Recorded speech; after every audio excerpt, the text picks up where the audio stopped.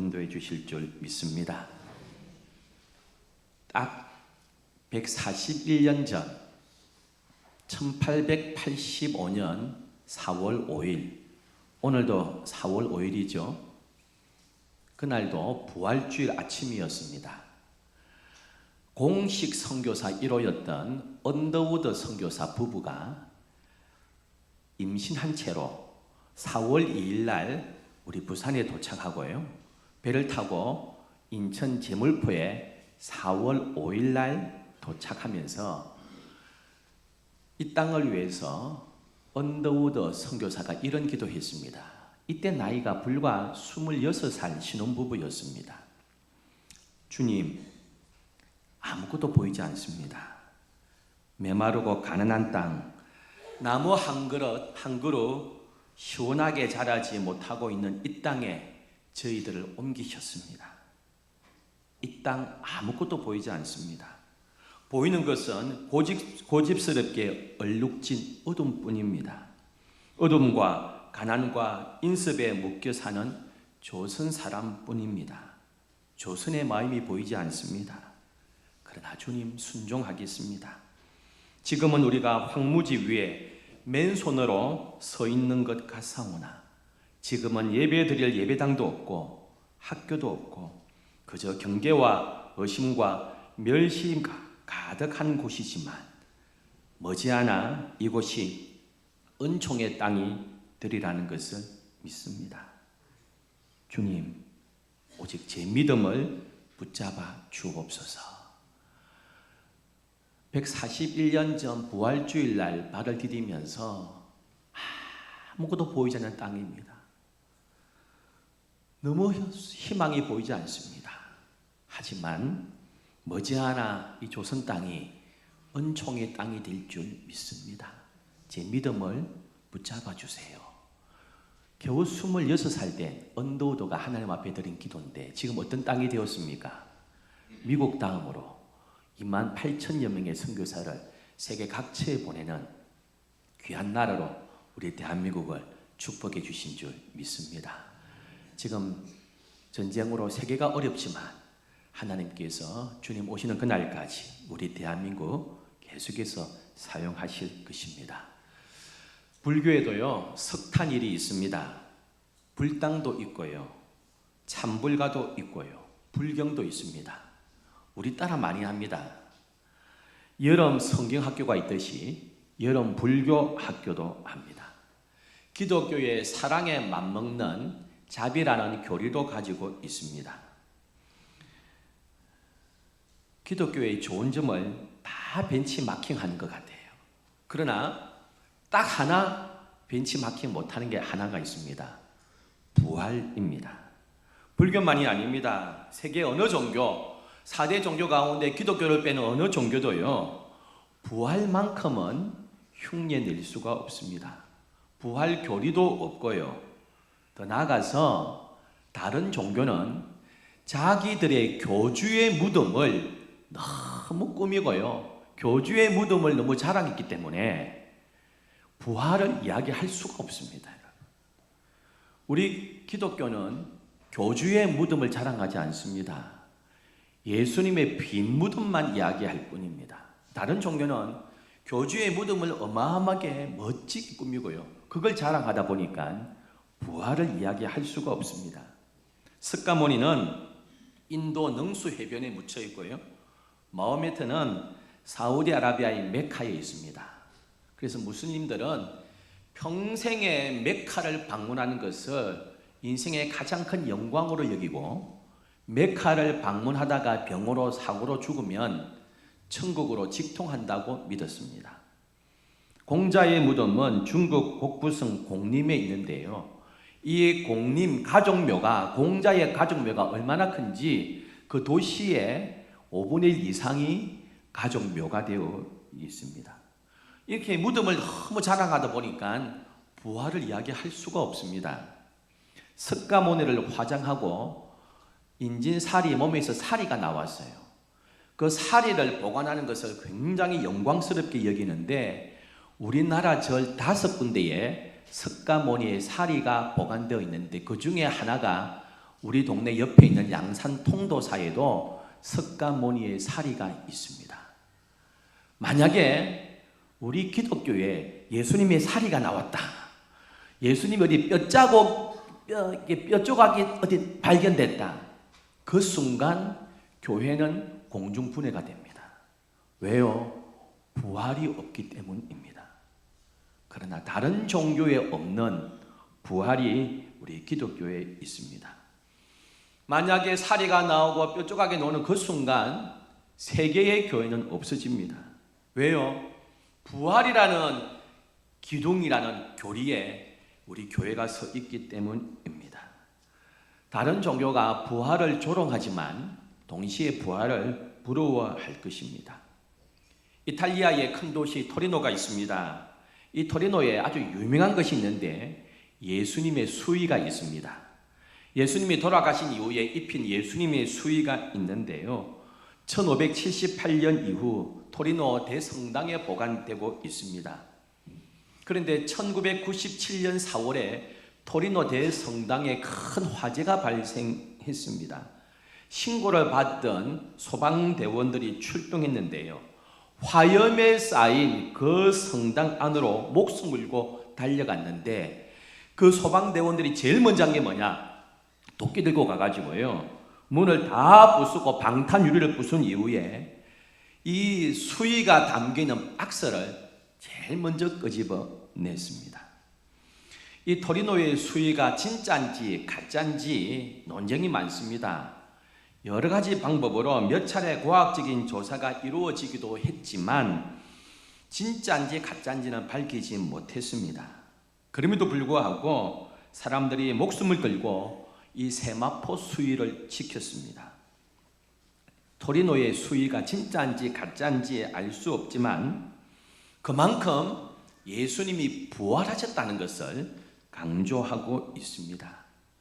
유럽 교회가 한참 성장하다가요, 몰락하게 된 계기가 뭐냐 하면 예수님의 육체적인 부활을 어느 순간부터 부정하기 시작했습니다. 예수님이 어떻게 진짜 살았겠냐? 예수님의 가르침대로, 예수님의 그 정신대로 사는 것이 부활의 정신을 기리는 것이다 하면서 육체의 부활이 아니라 예수님의 어떤 정신적인 부활을 강조하면서 유럽 교회는 몰락하기 시작했고요, 그 예수님의 육체의 부활을 부정하고 예수님의 정신적인 부활을 주장했던 대표적인 인물이 알베르토 슈바이처 박사입니다. 그러면서 유럽 교회가 곤두박질하기 시작했습니다.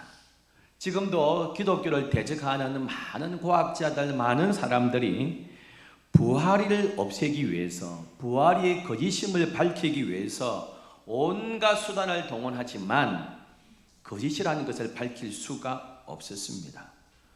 그럴수록 부활은 더욱더 견고해지고 부활이 모든 인류에게 큰 기쁨과 소망을 줍니다.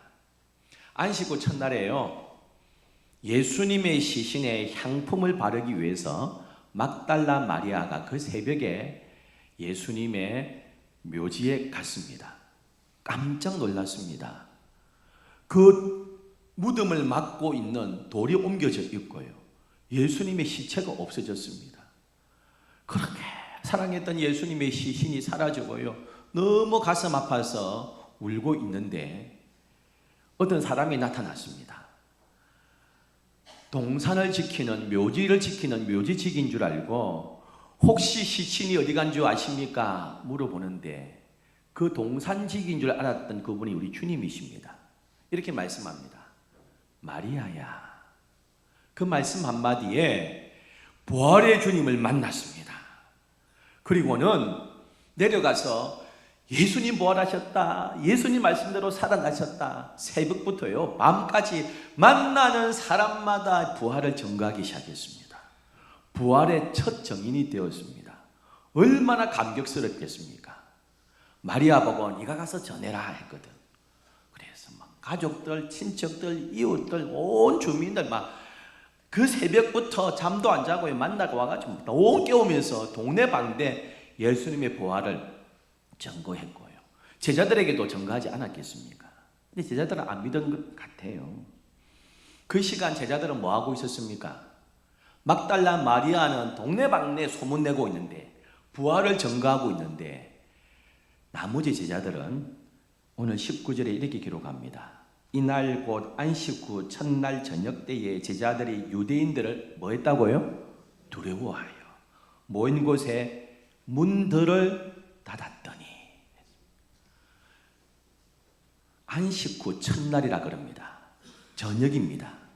새벽에 막달라 마리아가 주님 만나고 새벽부터 막 부활을 전하고 있는데, 그날 저녁에 제자들은 유대인들이 무서워서 두려워서 문 하나가 아닙니다. 대문, 현관문, 집 앞 방문, 문들을요 다 자물쇠로 채워놓고 아무도 못 들어오게, 그리고 목소리 죽여가지고 있습니다. 얼마나 차이가 납니까? 제자들은 집 밖에도 못 나가고 문들을 이중 삼중으로 잠가놓고 소리가 나갈까 싶어서 두려워 떨고 있고요.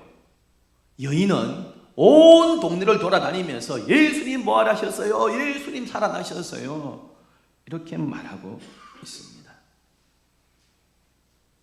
예수님의 부활을 증언하는 막달라 마리아, 두려워 떨고 있는, 공포에 쌓여 있는 제자들 얼마나 대조가 됩니까?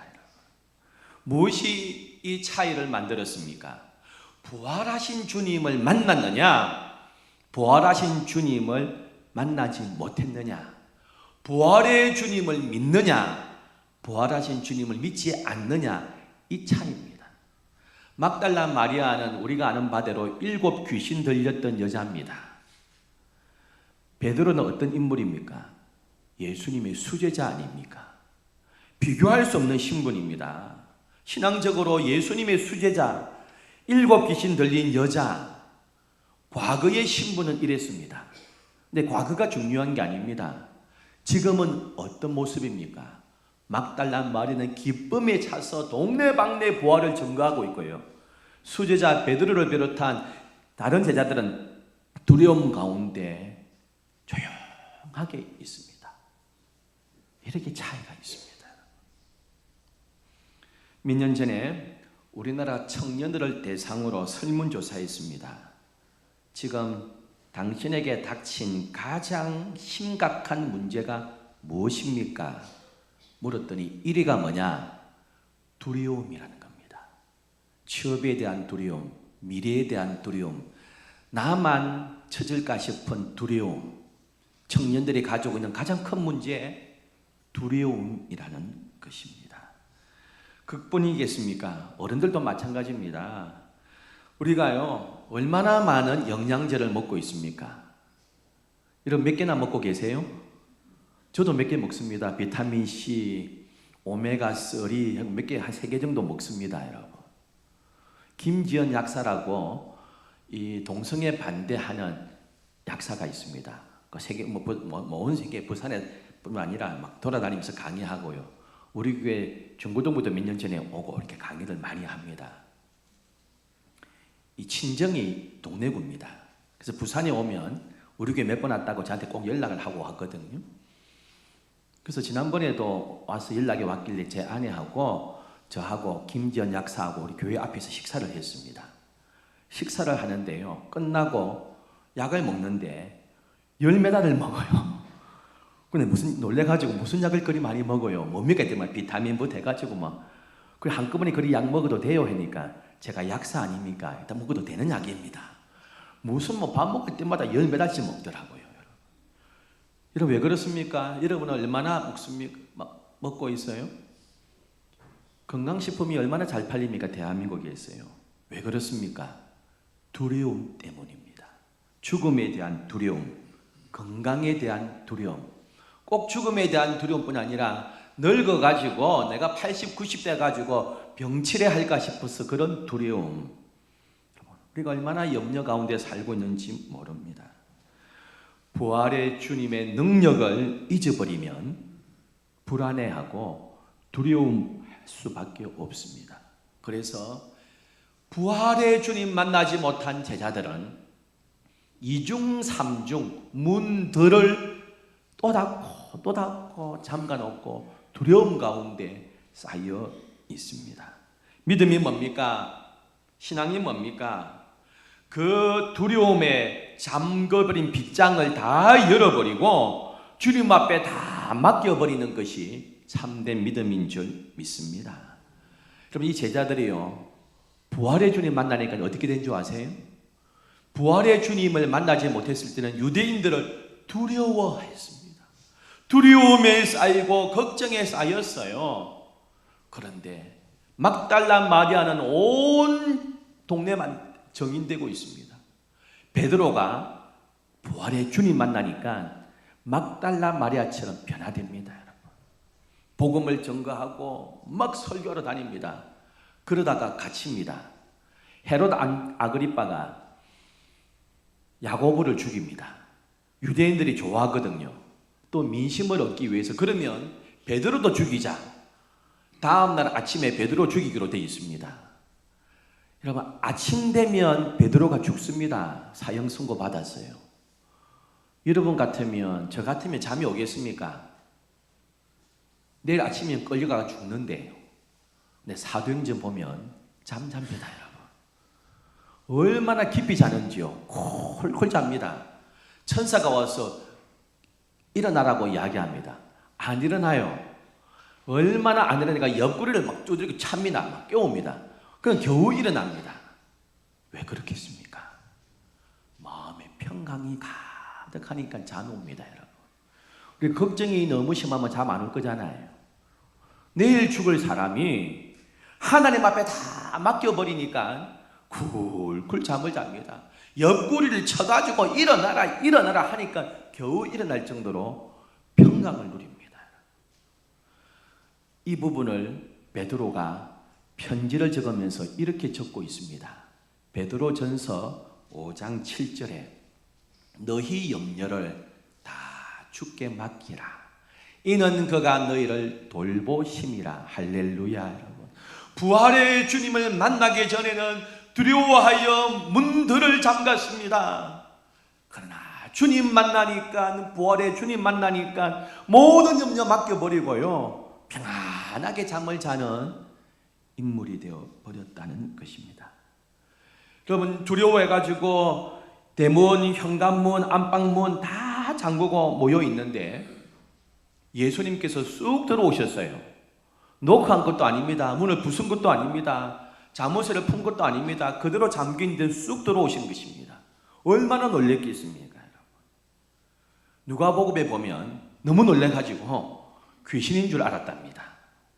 누가복음 24장에 이 말을 할 때에 예수께서 친히 그들 가운데 서서 이르시되 너에게 평강이 있을지어다 하시니 그들이 놀라고 무서워하여 그 보는 것을 뭐라고요? 영어로. 이거 세 번역에는 이렇게 기록하고 있습니다. 그들이 이런 이야기를 하고 있을 때에 예수께서 몸소 그들 가운데 들어서서 말씀하셨다. 너에게 평화가 있으라.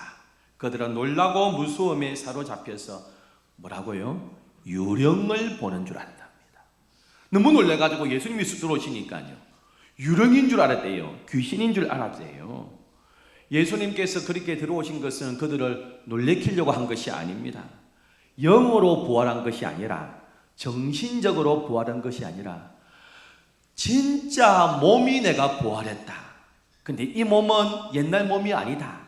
진짜 달라진 몸이라는 것을 보여주시기 위해서 친히 나타나신 것입니다. 그리고 이렇게 말씀하셨어요. 첫마디가 놀랬지 이렇게 안 하고요, 첫마디가 그들 가운데 있어서 너희에게 평강이 있을지어다. 할렐루야. 염려, 두려움, 공포 가운데 눌려있던 그들에게 평강이 있어라. 헬라어로 에이레네 합니다. 이걸 히브리 말로는 샬롬 이렇게 합니다. 제가 수년 전에요, 저 토곡 쪽으로 갈 일이 있었는데 길 가다 보니까 이불집 간판이 에이레네 이렇게 적혀 있더라고요. 에이레네, 보통 사람들이 안 쓰는 말인데 기독교인이 모양이다. 평신도도 잘 모르는 말인데 저게 어떤 프랜차이즈인지 아니면 개인 이불집이라면 이불집을 열면서 목사님 뭐라고 지을까요? 그랬던 것 같아요. 이불집 이름이 에이레네에 있더라고요. 샬롬이란 뜻입니다. 예수님께서 그들에게 첫 번째 하신 말씀이 에이레네가 있어라, 샬롬 이렇게 했습니다. 유대인들은 지금도 만나면 샬롬 합니다. 우리는 안녕하세요, 안녕 이렇게 하듯이 샬롬 합니다.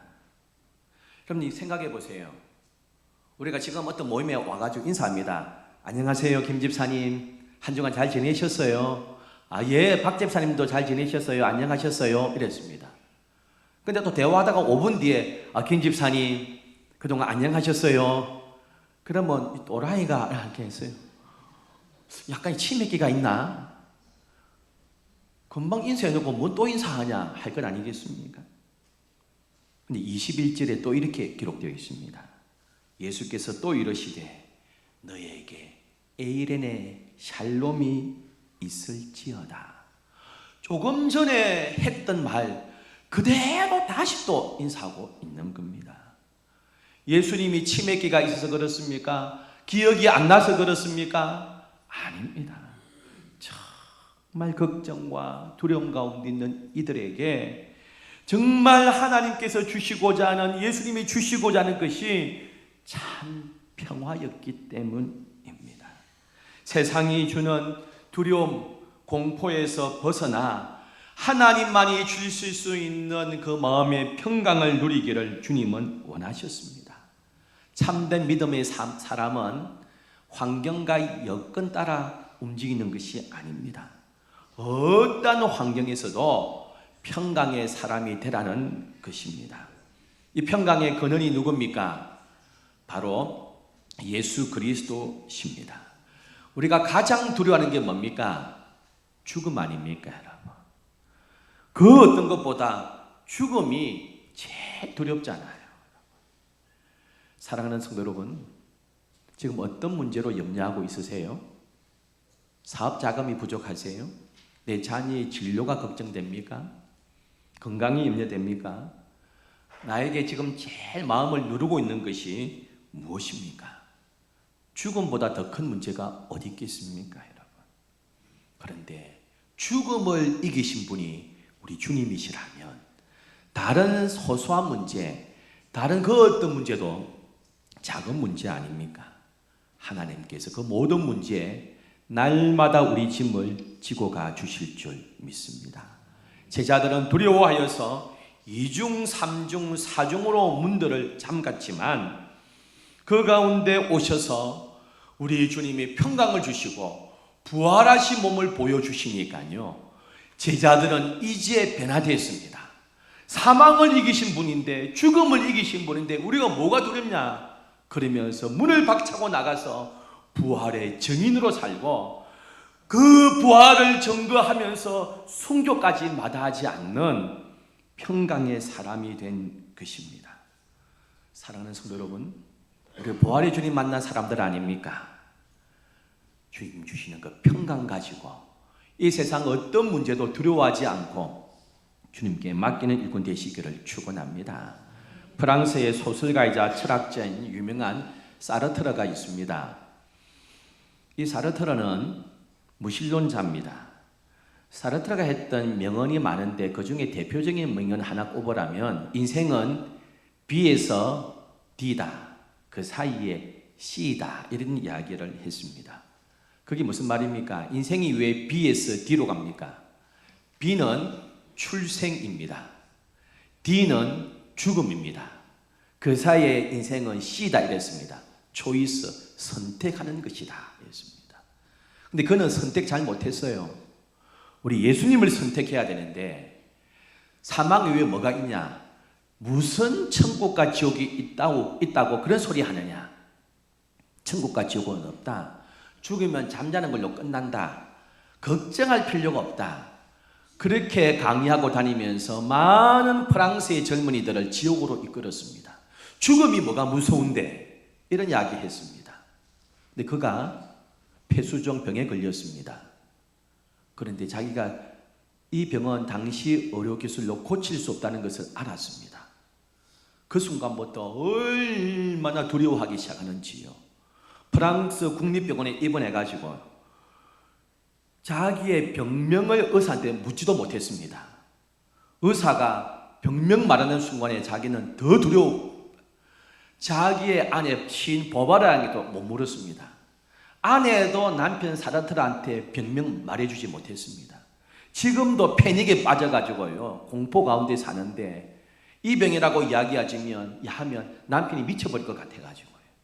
사르트르가 한 달을 프랑스 국립병원에 마지막 입원에 있으면서요, 공포 가운데 발가하고 살려달라 하고 사시나무처럼 두려워하고 떨다가 죽었습니다. 그래서 프랑스에서 그 마지막 병원 생활 한 달간을 비밀로 붙였습니다. 그가 그렇게 죽음의 공포 앞에 두려워 떨었다는 것이 밝혀지면 지금까지 강의했던 거 전부 다 엉터리라는 것이 밝혀지니까 비밀로 붙였습니다. 왜 이렇게 공포에 뜹니까? 부활을 믿은 사람, 부활을 믿지 않은 사람의 차이가 이렇게 크다는 것입니다. 부활의 주님을 제대로 만난 막달라 마리아, 온 동네에 부활의 정인되었습니다. 부활을 알지 못하고 믿지 못했던 제자들은 두려움 가운데 살았지만 예수님께서 나타나셔서 평강을 선포한 이후에 부활의 주님을 만나니까 죽음을 두려워하지 않고요, 그 어떤 것도 두려워하지 않았습니다. 사랑하는 성도 여러분, 환경은 안 달라졌어요. 그대로 로마의 압제가 있고요, 기독교 박해가 있습니다. 여건은 전 나아지지 않았습니다. 그런데 환경과 상황을 뛰어넘는 평강을 누리게 된 것입니다. 더 이상 환경에 지배당하지 않는 제자들이었습니다. 사랑하는 성도 여러분, 우리 모두 부활의 주님 만난 주의 백성인 줄 믿습니다. 할렐루야. 우리 마음을 짓누르고 있는 그 모든 것 온전히 주 앞에 맡겨버리고 믿음으로 승리하는 이 한 주간 되기를 주의 이름으로 축원합니다. 참 좋으신